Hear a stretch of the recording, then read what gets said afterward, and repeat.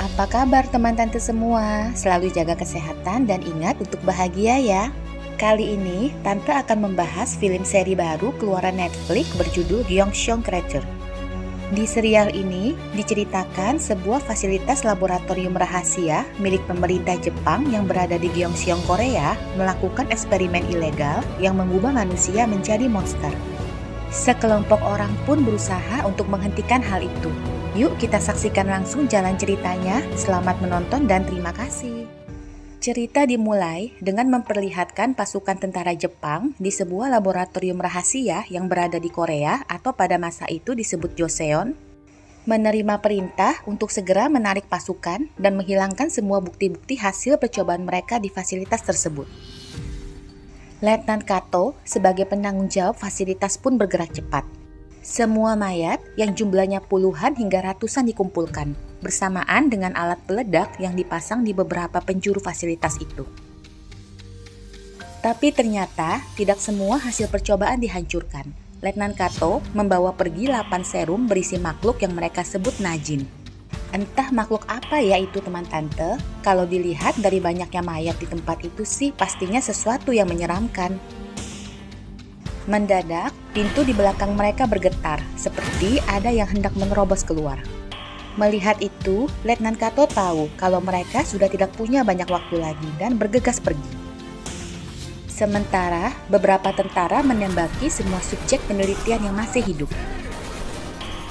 Tampak juga 2 orang tentara yang sedang menuang minyak dengan terburu-buru, karena makhluk yang berada di balik pintu sudah hampir menerobos keluar. Sayangnya, mau nyalain korek kok susah amat ya kalau lagi panik gini, sehingga satu dari mereka pun jadi korban. Dan waktu api akhirnya berhasil dinyalakan, sekilas terlihat sosok makhluk menyeramkan yang ikut terbakar api. Cerita lalu berpindah ke kota Gyeongseong, memperlihatkan sepasang ayah dan anak pencari jejak terkenal bernama Yeon Cheok dan Yeon Jungwon. Mereka datang ke kota itu dalam rangka mencari seorang pelukis bernama Sachimoto dan juga ibu Cheok bernama Saesin yang sudah terpisah 10 tahun lamanya. Di tempat berbeda, terlihat komisaris polisi bernama Ishikawa yang sedang menginterogasi tokoh utama kita, yaitu pria bernama Jang Taesang. Taesang adalah pemilik pegadaian bernama Gria Harta Emas yang merupakan pegadaian terbesar di Gyeongseong saat itu. Di sana, Taesang tidak sendiri. Ada Pak Gu, Beom-o, dan juga Bu Nawol yang membantunya menjalankan tempat itu. Selain itu, Taesang juga termasuk salah satu warga Joseon yang punya pengaruh cukup kuat di masa pendudukan Jepang kala itu. Hal itu tak lain berkat ketampanan dan juga kemampuan bersosialisasinya. Nah, terus kalau begitu, kenapa saat ini Taesang bisa ditangkap oleh komisaris Ishikawa? Itu karena Ishikawa ingin minta bantuan Taesang mencari wanita simpanannya bernama Akiko yang sudah beberapa waktu hilang tanpa jejak. Ishikawa sebagai komisaris polisi pun tak mampu menemukannya. Apalagi Ishikawa ini sudah punya istri bernama Yukiko Maeda yang notabene adalah putri jenderal. Sehingga pencarian harus dilakukan secara diam-diam atau kedudukannya sebagai komisaris polisi akan terancam. Sebab itulah Ishikawa memaksa Taesang untuk membantunya mencari Akiko. Karena di Gyeongseong ada slogan yang terkenal, jika ingin mencari uang, barang, atau orang yang hilang, Taesang dapat menemukannya. Ishikawa juga mengancam, jika Taesang tidak berhasil, maka dia akan merampas Gria dan seluruh harta milik Taesang. Sesampainya di Gria, Taesang menceritakan semuanya pada Pak Gu, Beom-o, dan juga Bu Nawol. Mereka semua tentu saja kaget, karena siapa sih di Gyeongseong yang berani membawa kabur Akiko, wanita simpanan Ishikawa? Atau bisa saja kemungkinan satu-satunya Akiko diculik, karena di Gyeongseong beberapa waktu terakhir banyak wanita-wanita yang hilang secara misterius. Rupanya betul teman tante. Di tempat berbeda, tampak Akiko yang sedang dikurung bersama dengan beberapa wanita lainnya. Tak lama, beberapa tentara datang, memilih 2 dari mereka dan membawanya pergi. Akiko yang ketakutan melihat itu hanya bisa terduduk gemetar. Di sini, kita bisa melihat Letnan Kato yang muncul di awal cerita. Sepertinya tempat ini adalah fasilitas laboratorium rahasianya yang baru. Dua wanita itu lalu dimasukkan ke dalam sel-sel pribadi dan diberikan makanan juga minuman. Mereka yang sudah lama tidak melihat makanan enak tentu saja segera menyantapnya, tanpa menyadari ada sesuatu yang dimasukkan ke dalam air minum mereka.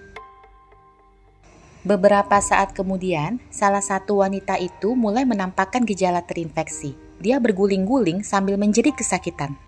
Hanya saja, sepertinya parasit yang masuk ke tubuhnya tidak bisa menyatu dengan sempurna. Sehingga wanita itu melemparkan dirinya ke tembok dengan histeris dan membenturkan kepalanya sendiri hingga tewas. Beda dengan wanita satunya yang masih terlihat tenang, sehingga Kato memerintahkan untuk memberikannya serum kedua. Di sini bisa kita lihat ya teman tante, parasit yang masuk ke tubuh wanita kedua terlihat sudah mulai menyatu dengan tulang punggungnya. Pada saat yang sama, Cheok dan ayahnya mendatangi Gria Taesang. Mereka menawarkan bantuan untuk menemukan Akiko. Sebagai gantinya, Taesang harus membantu mereka menemukan pria bernama Sachimoto. Lucu ya teman tante, jadi saling bantu cari-carian. Karena tak ada pilihan lain, Taesang pun setuju untuk bekerja sama dengan mereka. Ternyata, Sachimoto saat ini berada di fasilitas rahasia. Dia ditugaskan di sana untuk melukis makhluk-makhluk ciptaan Kato. Karena kan zaman itu belum ada kamera ya, teman tante. Dalam hal ini tepatnya, Sachimoto diminta melukis si wanita kedua yang telah bermutasi sempurna. Dengan langkah pelan, Sachimoto mengambil senter lalu mendekati pintu terali. Dan hal yang dilihatnya sangatlah menakutkan. Satu mayat bersimbah darah terbaring di lantai, dan di ujung ruangan tampak sesosok makhluk yang tidak bisa lagi disebut manusia, melainkan monster. Kita kembali ke 1 tahun sebelumnya, saat dimana Sachimoto pertama kali bergabung dengan fasilitas itu. Sachimoto direkrut oleh Jenderal Ichiro untuk membantunya melukis atlas anatomi tubuh manusia. Tapi, cara yang dilakukan Ichiro sangat kejam. Dia membelah perut subjeknya hidup-hidup untuk memberikan gambaran yang nyata untuk dilukis. Awalnya, Sachimoto tentu saja kesulitan, karena bagaimanapun gak ada manusia normal yang bisa tega seperti itu. Tapi karena dia butuh uang, dia pun terpaksa bertahan. Semua demi cuan ya, teman tante. Di saat itulah, dia pertama kali bertemu dengan si wanita kedua yang memberikannya semangat untuk terus bertahan. Satu hal yang dia ingat pasti, yaitu kalung wanita itu yang selalu dipakainya. Dan di momen saat ini, di saat dia masih terkaget-kaget dengan monster yang ada di depannya, dia bisa melihat kalung itu tergantung di leher si monster. Yang berarti monster di hadapannya adalah si wanita yang dia kenal itu. Malamnya, Cheok mulai menyelidiki kemana hilangnya Akiko. Dia mulai dengan memeriksa kediaman Yukiko, istri Ishikawa, karena orang yang pastinya paling ingin Akiko menghilang adalah Yukiko. Apalagi Akiko kabarnya tengah mengandung anak Ishikawa. Saat itu, Cheok melihat Yukiko memberi sebuah surat untuk diantar pada anak buahnya. Dengan cepat, Cheok mengikuti orang itu, sampai akhirnya tiba di sebuah rumah sakit khusus pemerintah Jepang bernama Onsang. Esok paginya, Cheok dan ayahnya segera memberitahu Taesang bahwa kemungkinan Akiko dibawa ke rumah sakit itu. Dengan kata lain, berarti mereka harus memeriksa tempat itu. Akan tetapi, masuk ke rumah sakit Onsang tidaklah mudah. Hanya aparat pemerintah Jepang dan warga Joseon tertentu yang diizinkan masuk ke sana. Karena itulah, Taesang mendatangi temannya bernama Kwon Juntaek, anak seorang diplomat Joseon, untuk meminjam kartu identitas dirinya. Sebagai imbalan, Taesang memberinya uang dalam jumlah besar untuk dipakai sebagai sumbangan kelompok revolusi. Memang, Juntaek ini diam-diam adalah anggota kelompok revolusi Joseon, teman tante. Setelahnya, tanpa buang waktu, mereka pun berangkat ke rumah sakit Onsang. Di sini, Taesang sempat terpana loh ngeliat Cheok yang dandan cantik. Begitu masuk, mereka langsung bagi tugas. Taesang bersama Pak Gu mengalihkan perhatian orang-orang, sementara Cheok diam-diam masuk ke ruang dokumen. Sayangnya, Cheok kepergok oleh satu cleaning service rumah sakit itu yang kita sebut saja Mr. X. Cheok langsung mencoba mengelak dengan bilang kalau dia nyasar. Dia sedang mencari temannya yang sedang dirawat di situ. Tapi karena melihat Mr. X nggak percaya, Cheok bilang kalau sesama warga Joseon janganlah saling mempersulit. Tak lama, ayahnya datang membantu sambil menodongkan senjata. Melihat jenis senjata yang biasa dipakai oleh kelompok revolusi itu, Mr. X langsung membuat gestur salam kelompok revolusi Joseon. Sementara itu, Pak Gu yang sedang berpura-pura kesakitan akhirnya didatangi oleh dokter yang ngeluarin suntikan super jumbo. Otomatis dia juga Taesang kaget dong. Ajib, gede banget tuh suntikan. Bisa bengkak kayak apa nanti abis disuntik. Tapi karena Cheok belum keluar dari ruang dokumen, Taesang terpaksa menahan Pak Gu agar mau disuntik. Untungnya, tak selang lama Cheok keluar, sehingga Pak Gu langsung bilang kalau sakitnya sudah sembuh secara ajaib. Hebat Pak dokternya, ngeliat aja bisa bikin orang sembuh. Pada saat yang sama, di fasilitas yang berada tepat di bawah rumah sakit itu, suasana sedikit kacau. Karena si monster menghabisi beberapa penjaga dengan sulur-sulurnya yang panjang. Letnan Kato yang melihat itu memandang dengan terpesona, melarang anak buahnya untuk menembak, sambil bilang bahwa seorang dewi telah lahir. Kembali ke Taesang yang berkumpul kembali dengan Cheok. Cheok bilang kalau dia juga ayahnya akan menginap di rumah sakit itu untuk menyelidiki. Karena dari cerita Mr. X, di ruang bawah tanah rumah sakit itu ada fasilitas rahasia, di mana banyak warga Joseon yang awalnya dipenjara di Seodamun dipindahkan ke sana dan tak pernah terdengar lagi kabarnya. Tak lama, alarm tanda bahaya rumah sakit berbunyi. Seluruh pengunjung rumah sakit itu diminta untuk segera keluar dengan alasan ada wabah virus menular yang menyebar di rumah sakit. Padahal hal itu dikarenakan situasi di fasilitas semakin tidak kondusif. Si monster terus menggedor pintu mencoba untuk menerobos keluar. Letnan Kato akhirnya memerintahkan anak buahnya untuk membius monster itu dengan menggunakan gas nitrogen beku sambil mencoba memindahkannya menggunakan box transport khusus. Dan uniknya, di saat monster itu tertidur, dia mengeluarkan spora antrak sebagai bentuk perlindungan dirinya. Spora antrak ini sangat berbahaya teman tante. Begitu menyentuh kulit atau terhirup, maka kita akan langsung melepuh, terbakar hingga tewas. Seperti para tahanan yang terkena spora yang berterbangan akibat box transport si monster melewati koridor penjara itu. Untungnya, Akiko berada di pojok ruangan dan tak menyentuh spora antrak itu.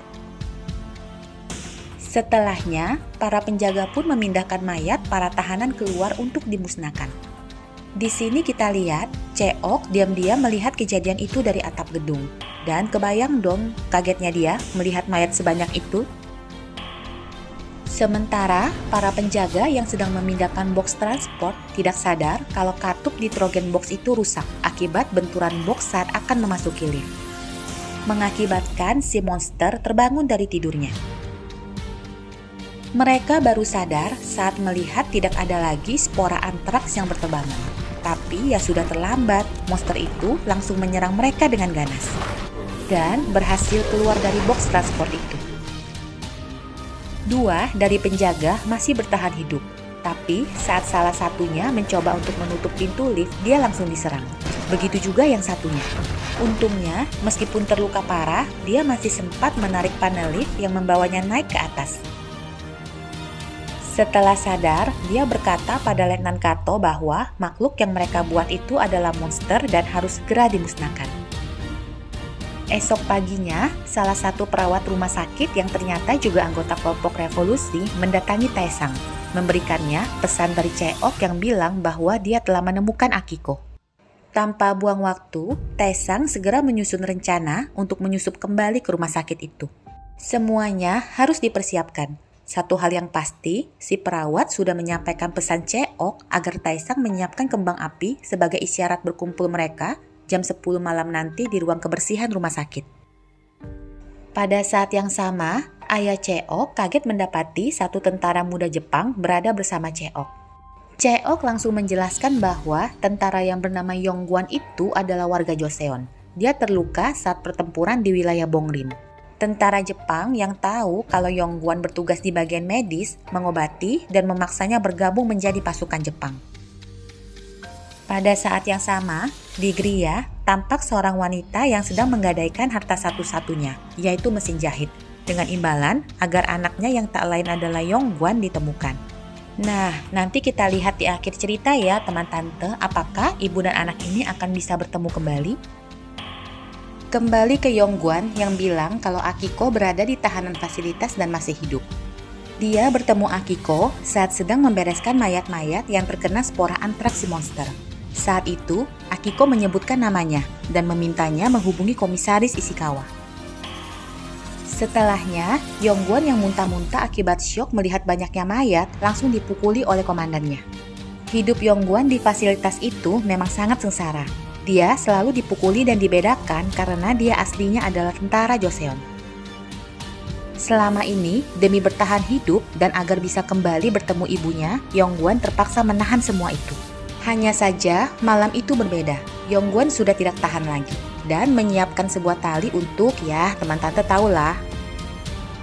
Untungnya, Cheok yang sedang bersembunyi diam-diam melihat semua kejadian itu dan menolongnya.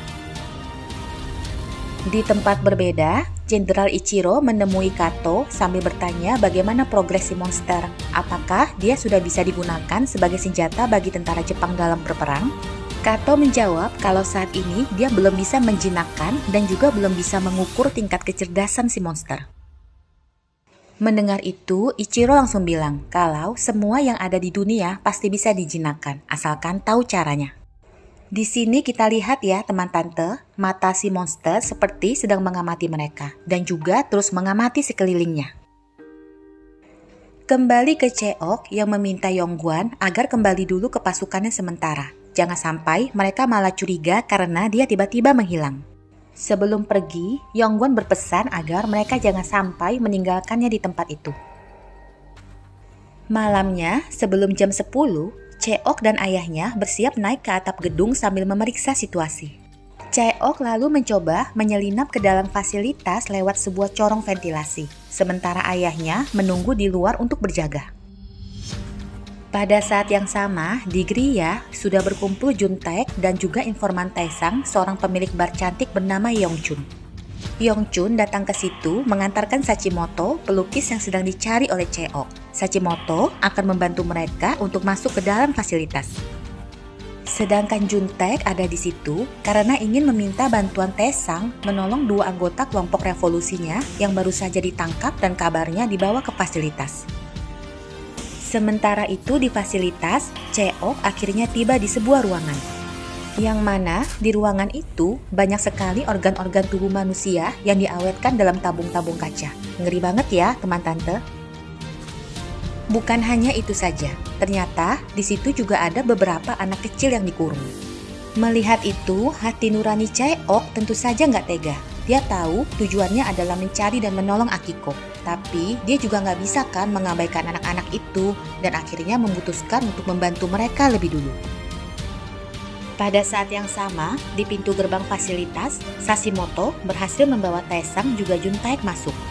Dengan dalih, dia sedang membawa peralatan melukisnya yang diperintahkan oleh Jenderal Ichiro menggunakan sebuah becak.